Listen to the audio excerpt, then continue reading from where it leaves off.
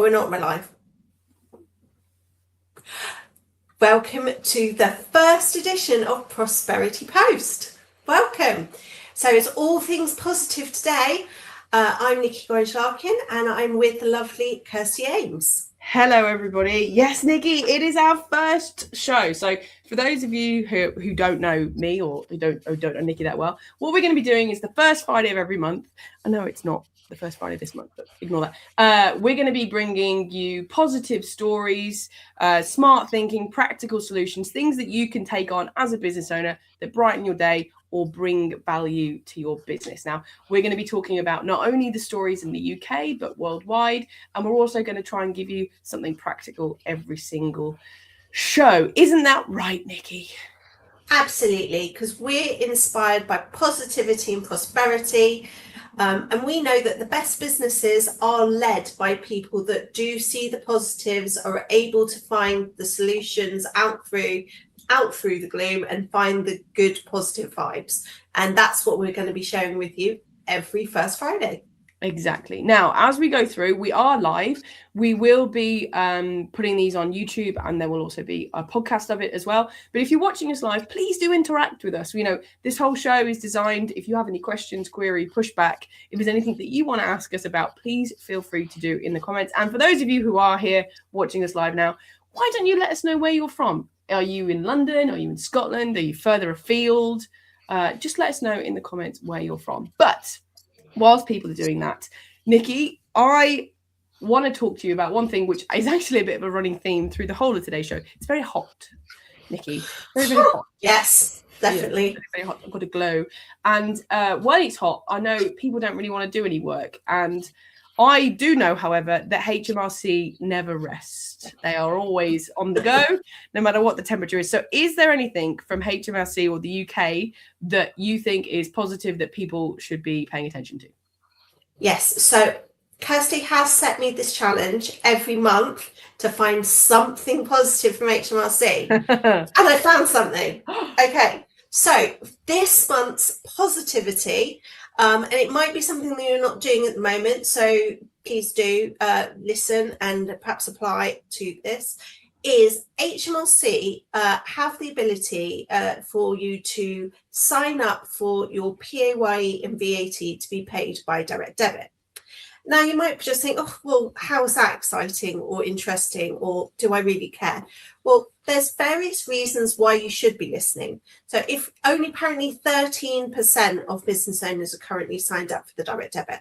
But what you've got by having it on the direct debit is two things.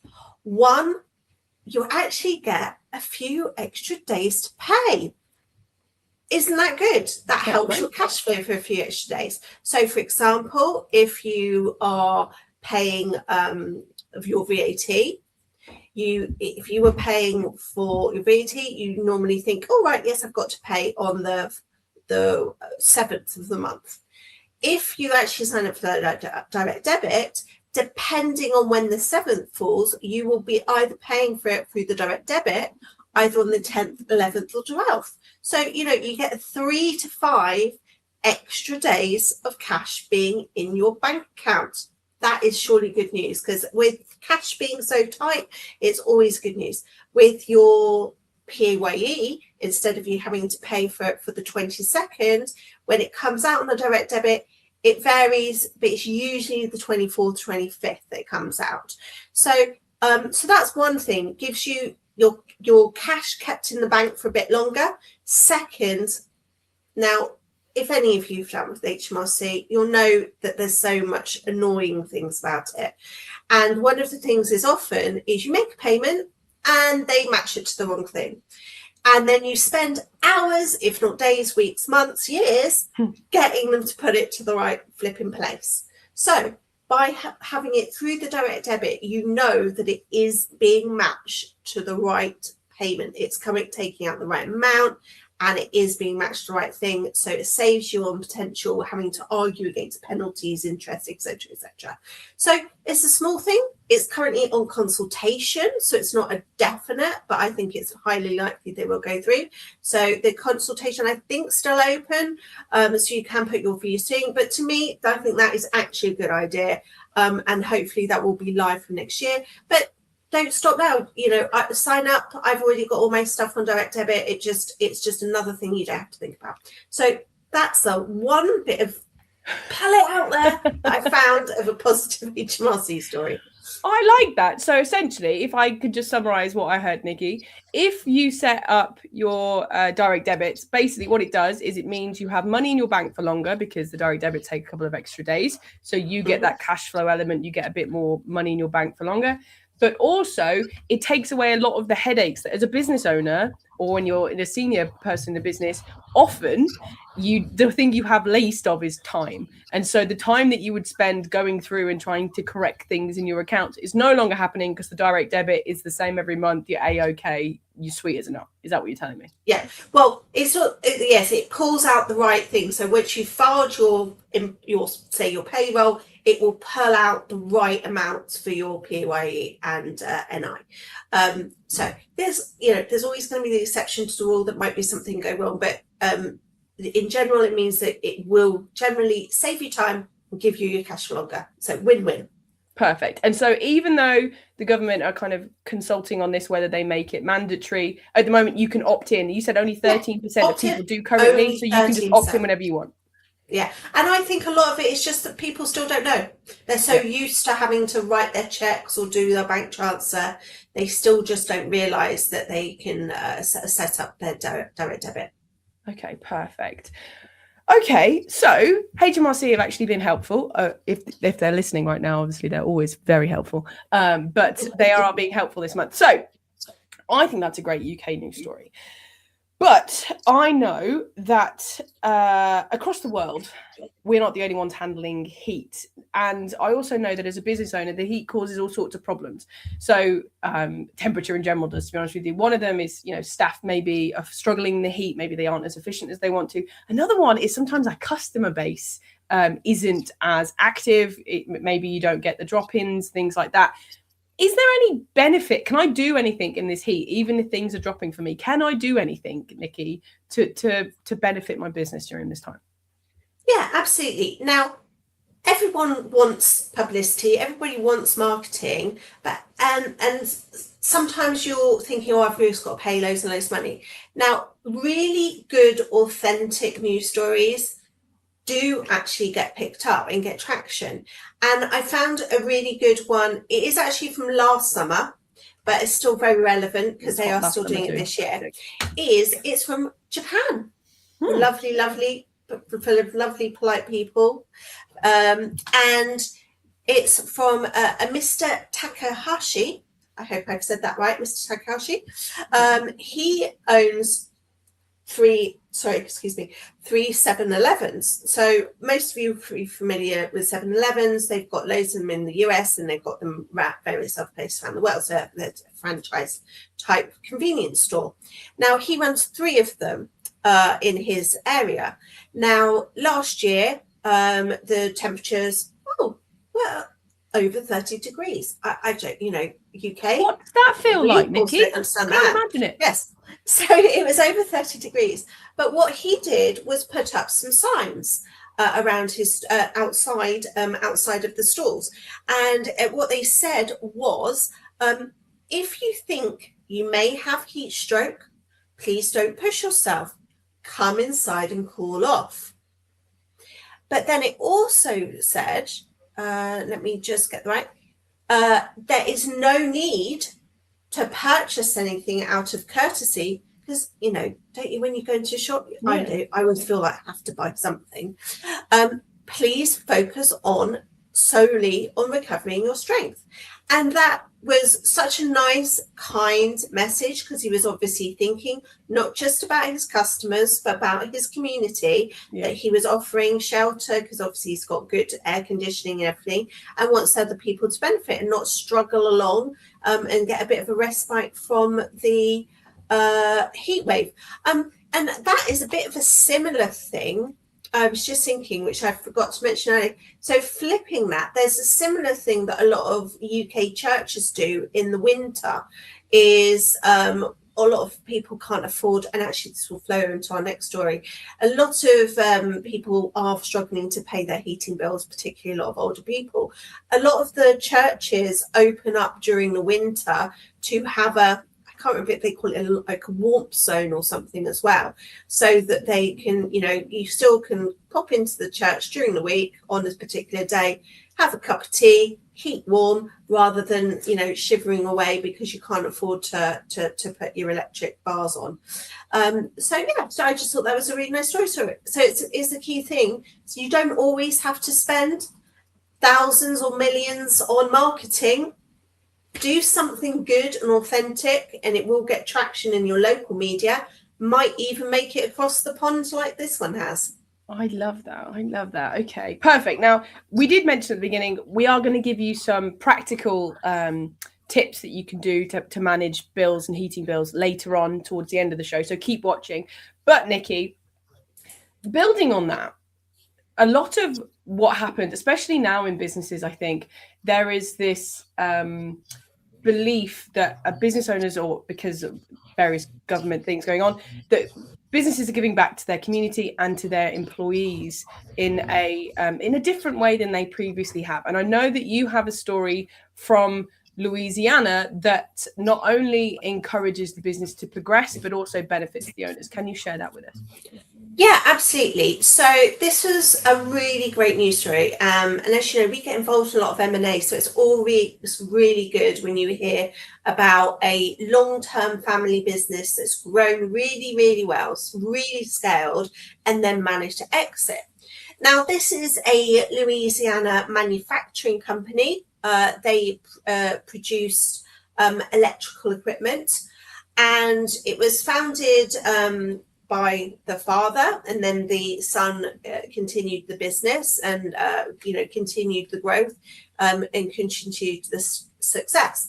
Obviously decided it was the right time in the life cycle of the business to sell, and they found a lovely buyer, Eaton. It was good because it was somebody that they already knew, so they already knew that they had a lot of their same values and everything. Because it was a supplier of theirs that they'd worked with for 13 years.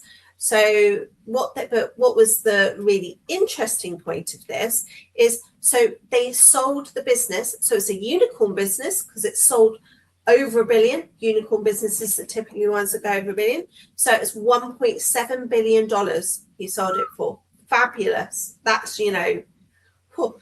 But unlike some tech entrepreneurs that we may know, he actually doesn't want to just hoard it.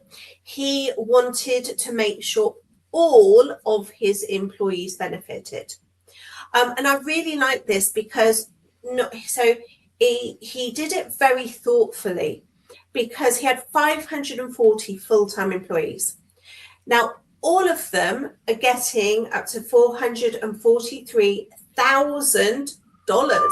I found like a bit like, what's his name? Like $1 million. Sorry, I can't think. Dr. Evil. Yeah, Dr. Evil. Just a bit Dr. Evil saying that. Sorry. But anyway, back to the story. So, but he's done it very thoughtfully. So that is obviously a life-changing sum to the majority of those employees, which is fantastic.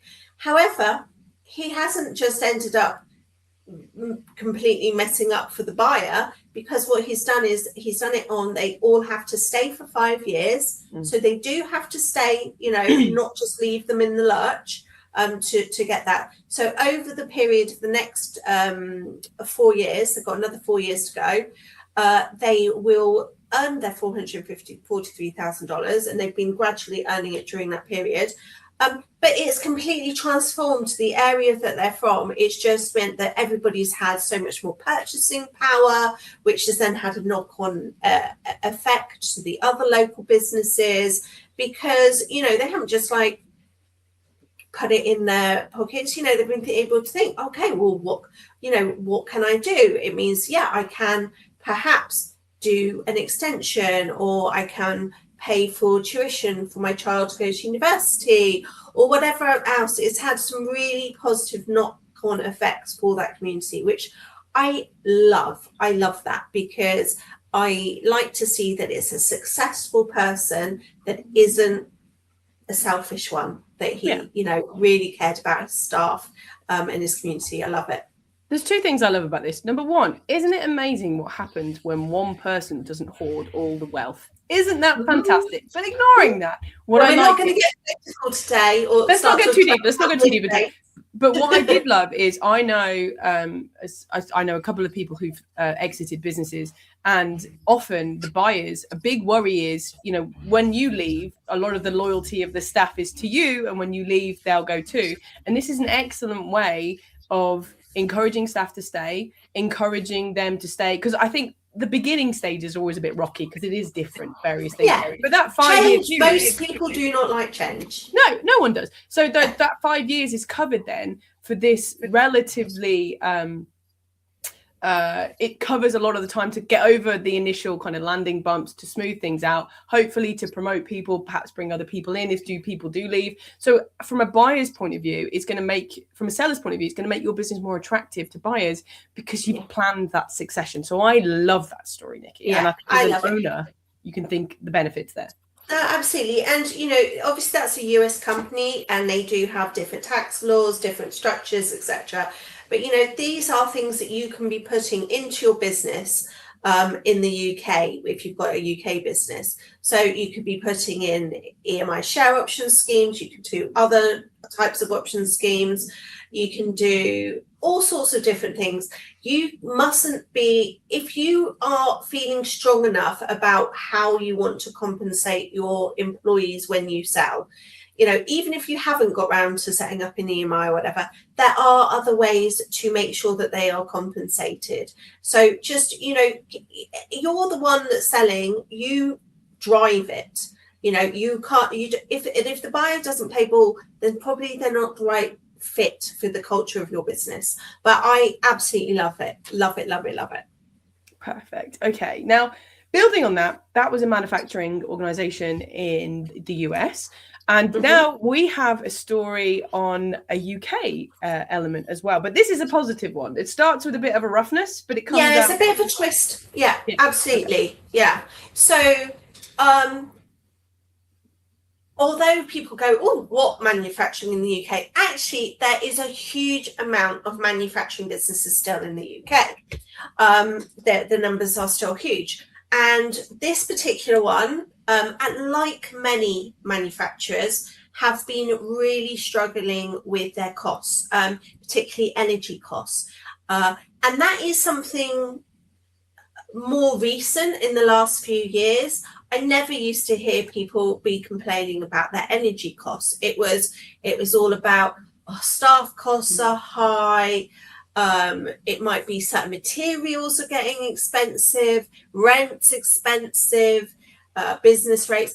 But energy has really been rearing its ugly head in the last few years about it. And you might be thinking, oh, it's so hot now. So you might not be thinking about it, thinking, oh, I'm saving on my energy bills, unless you've got a very expensive AC that you're using. But with manufacturing, you have got that constant energy cost because you have to have that for the equipment that's producing your products. Now, this particular business, so it's a UK business, as Kirsty said, in Hereford Glass Fibre. It's quite a small business. It's an SME business, 20 employees, but it was facing complete closure. It went into administration in June this year. However, the good news, it's been bought out of administration, which is fantastic news. And hopefully, obviously, we hope that will become a successful buyout. It's saved 20 people's jobs. So if nothing else, it means it's given certainty those 20 people that have still got a job. And what we wanted to share from this is, one, there are different options. If you are struggling in your business, there are different ways.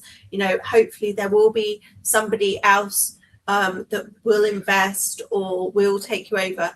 But the key is, try not to wait until you get to the point of the administration, because then it is much more difficult.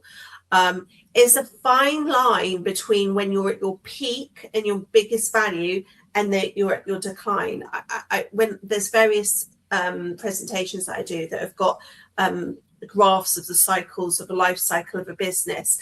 And ideally, you want to sell your business at the peak. But of course, people are excited, thinking, oh, no, my business is making loads of money. I'm taking loads of dividends. I'm earning lots of money. Why would I want to sell now? And they wait too long. While they're on the decline, they keep thinking, oh, no, it'll get better. It will get better. It'll get better. But it's not. It's crashed down and burnt, and nobody's interested anymore. So trying to find that right time is really, really important. So that's where you really need to plan your exit really early. But the key thing that we wanted to share today were some positive schemes that you can access.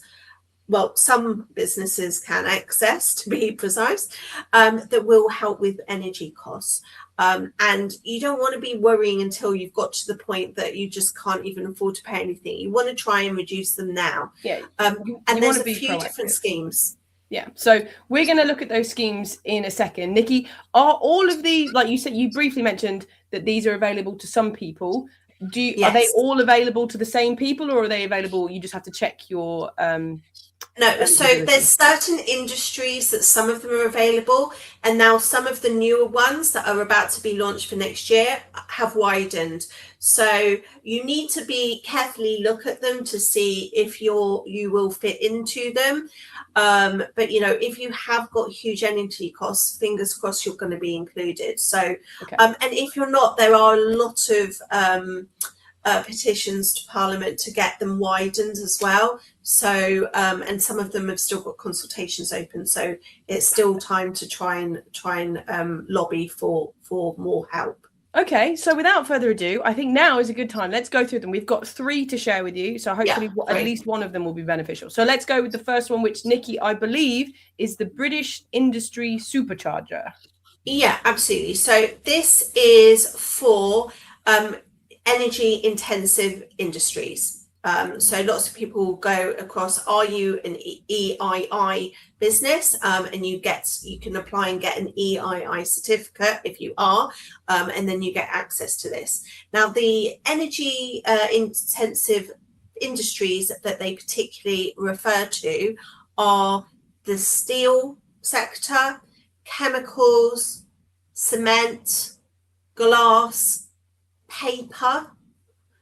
I hadn't even thought about paper. Neither would I. Yeah. Metals, gigafactories. Okay. That's a bit of a controversial one.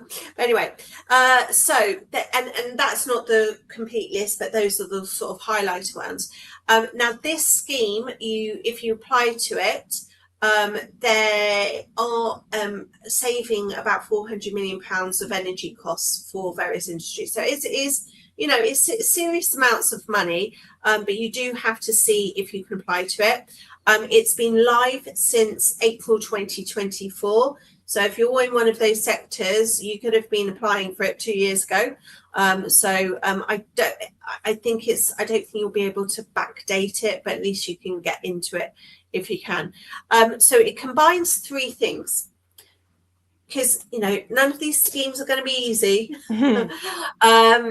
The days of easy things like mountebank loans are far behind us. You've got to. It combines 3 things. So it combines some exemptions from certain contracts for difference and renewable obligations. It also for the feed-in tariff levies. It also gives you 100% exemption from capacity market charges. And then there's also a network charging compensation. But the thing is, it actually does reduce your costs, which is a really important thing. Unfortunately, none of these things are straightforward. So what I would recommend starting with is either going to talk to they used to be called your local enterprise partnerships. They've all been replaced now by different skills hubs and things. But in your area, there should be some sort of thing. So in Berkshire, there's the Built Berkshire Skills Hub and various other things. So do go and speak to your local what was your local enterprise partnership and see if you can get access to this and some advice on it. or alternatively your Chamber of Commerce. They are usually very good with knowing how to get into these things, or ultimately go on to at least, now with Claude, ChatGPT, etc., you probably can find a lot of how to get on there through there. But it is a government scheme, so there will be some hurdles. Perfect. Okay, so that was the first one. Let's go on to the next one, which I believe is Energy Intensive Industries Compensation Scheme. Yeah, so this compensates for indirect pass-throughs of the UK emissions trading scheme. So if you don't know what any of that is, then you're probably not eligible to it. But what it's available to the same sort of sectors that I mentioned before. Essentially, they have this whether you pass the 5% test, so 5% of your indirect costs need to be carbon costs.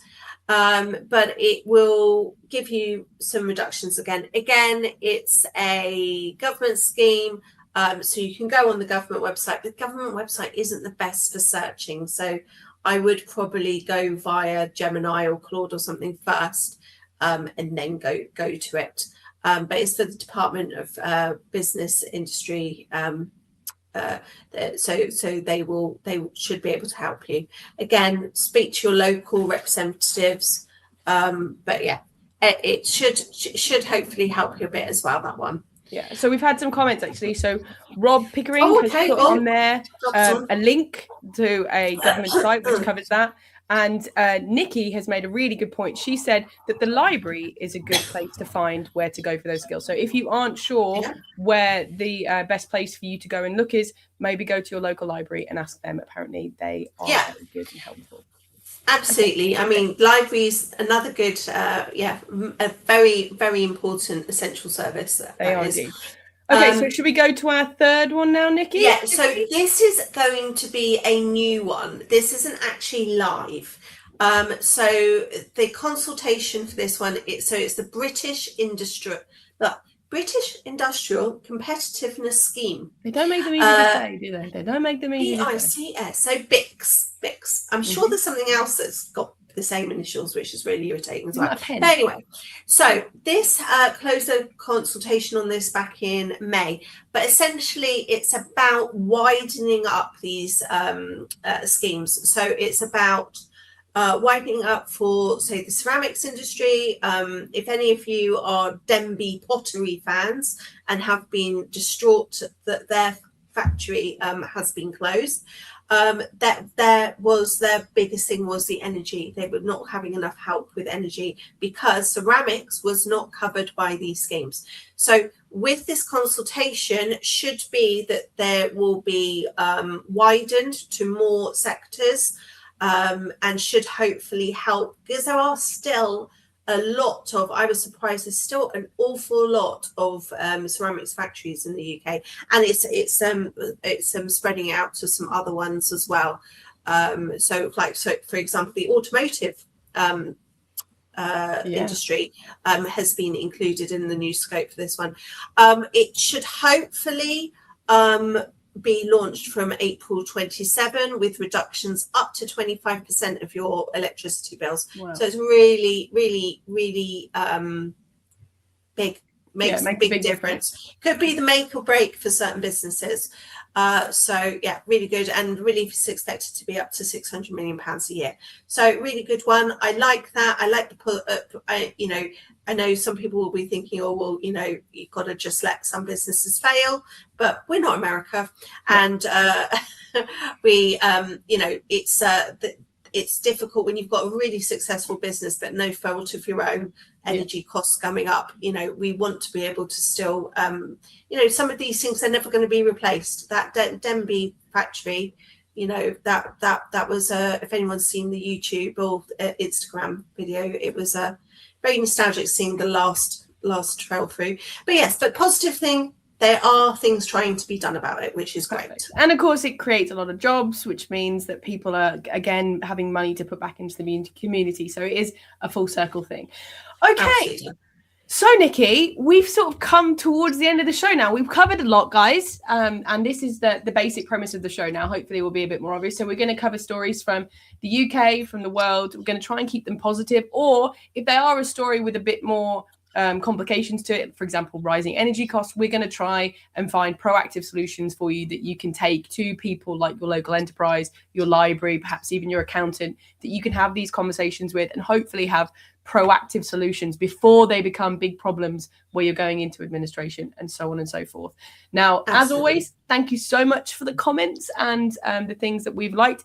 If you're watching this live, thank you so much. If you're listening to the recording, either on YouTube or on Spotify, please do feel free to subscribe to us. We'd love to have you. But like and share. Obviously, subscribe, like and share. Please like and share, comment. But Nikki, I think it's probably time for you to give us our final thank yous and to take us out.